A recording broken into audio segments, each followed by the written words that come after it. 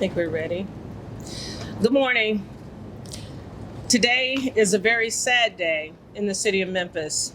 First, I'd like to express our sincere condolences to the family, friends, and numerous others who have been impacted by the tragic and heinous kidnapping of Liza Fletcher. Yesterday evening, September 5th, at approximately 5:07 p.m., the Memphis Police Department and other law enforcement partners discovered the remains of a human body, in the rear of a vacant duplex apartment at the 1600 block of Victor Street. At that time, it was believed the unidentified body could possibly be the remains of kidnapping victim Liza Fletcher. Further forensic investigation by the MPD traffic unit positively identified the body was, in fact, Liza Fletcher. This finding marked the culmination of a 4-day intensive investigation incorporating a robust search and rescue effort and the timely arrest of suspect Cleotha Abston on September 3rd, the day following the kidnapping.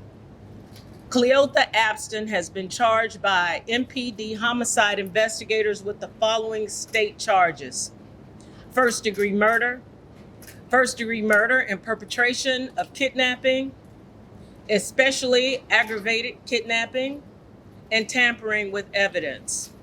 In addition, Abston has been charged with the following unrelated offenses: identity theft, theft of property, and credit card fraud.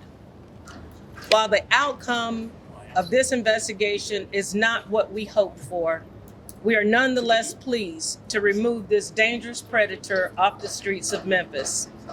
I'd like to personally thank the professional and highly skilled men and women of the Memphis Homicide Unit, the Memphis Police Department, the FBI, the U.S. Marshals, the Tennessee Bureau of Investigations, the Shelby County Sheriff's Office, the District Attorney General's Office, Homeland Security, the ATF, and the University of Memphis Police Department for your relentless efforts and many contributions toward this investigation.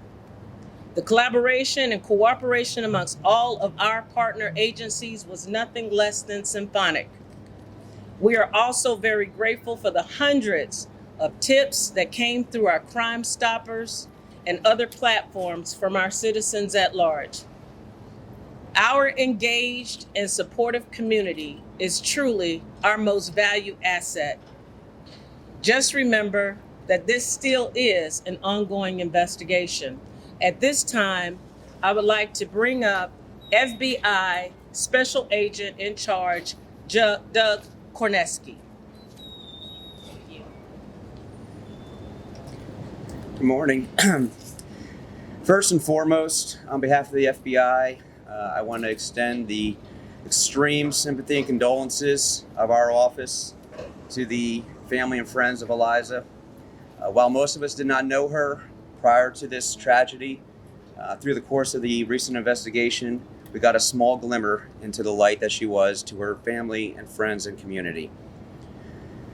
Next, I just want to commend the immense collaborative efforts of the local, state, and federal law enforcement during this investigation.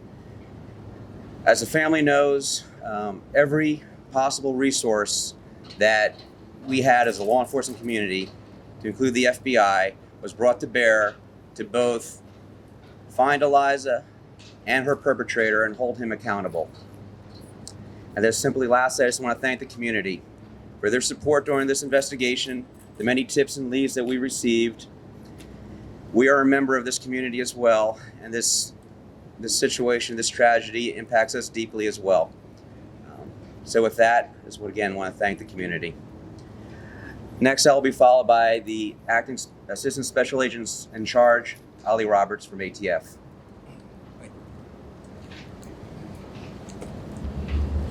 First, on behalf of ATF, I'd like to extend our deepest condolences to the family and friends affected by this tragedy.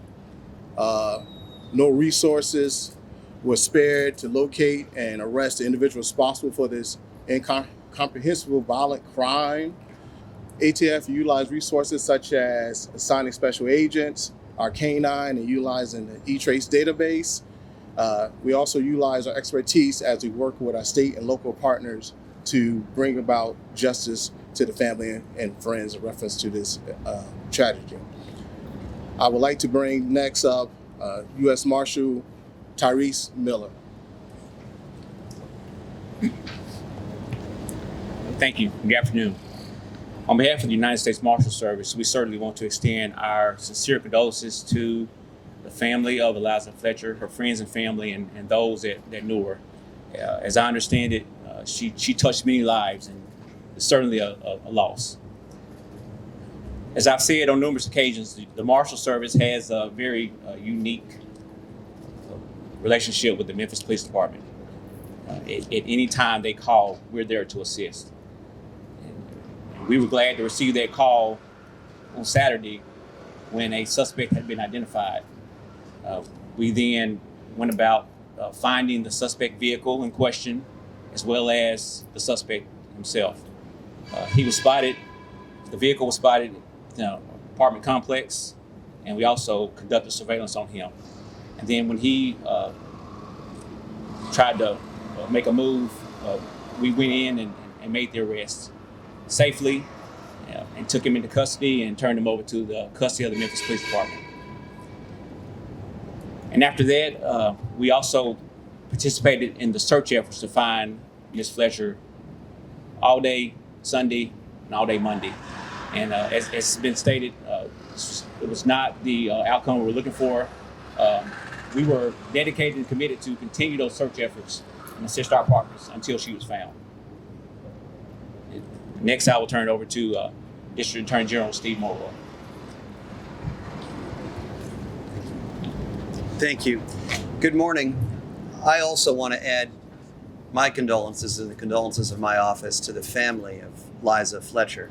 To lose someone so young and so vital is a tragedy in and of itself, but to have it happen in this way with a senseless act of violence, it's unimaginable. And we express our deepest condolences. We're praying for them. I'm praying for Liza, and I'm praying for the family. With respect to the family, both law enforcement and our office was in contact with the family throughout this long weekend.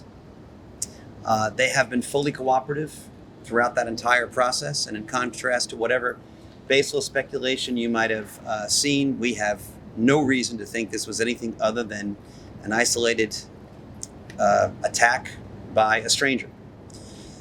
With respect to the family, we were in touch with them, as I said, throughout the course of the weekend. I visited with the family personally over the weekend. I also visited them this morning when we had terrible news to deliver to them. And I have a message from the family that I want to express to all of you, the public, but also the media. Please respect their privacy. Please allow them to grieve. At an appropriate time, they will be making a statement. I believe a written statement will be forthcoming, but we really do ask that you avoid intrusive questioning and respect their privacy.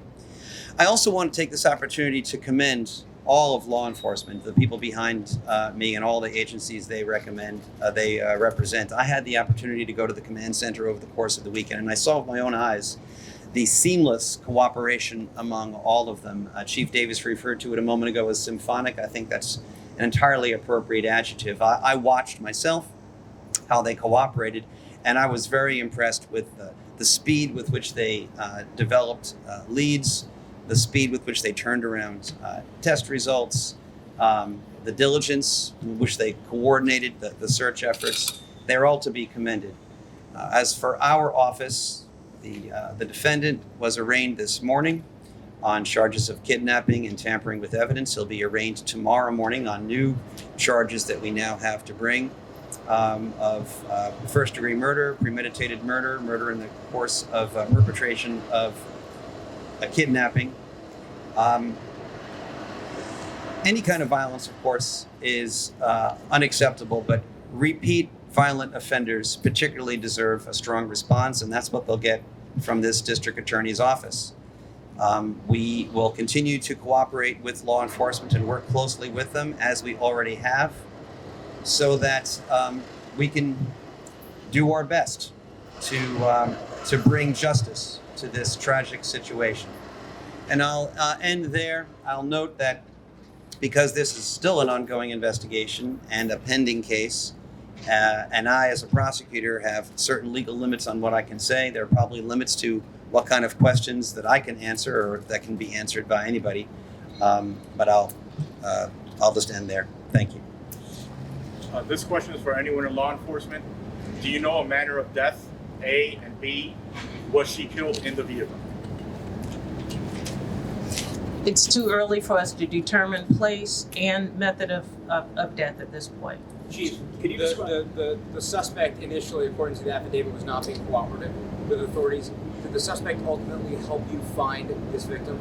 At this time, I can't respond. We are still working with that suspect, but at this time, we have not gotten very much information from that individual. How did Ms. Fletcher Fletcher ended up? or involved?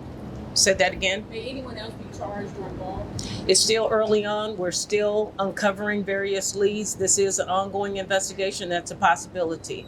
But at this time, no one else has been charged. Can you describe how Ms. Fletcher ended up in the vacant duplex? We really don't know at this particular time. We worked together to identify various locations, and that was our search concentration. And we're just blessed that we were able to identify this location, and our officers were successful in finding her. So it was a part of the search. That's it. All Thank right, you. thank y'all for the questions. That's all the information that we have right now. You can send them to the PIO's office if you have any additional questions, and we'll address them there. Thank you. What Ms. Fletcher surveyed at the University of Memphis before was there being concerned in the interaction?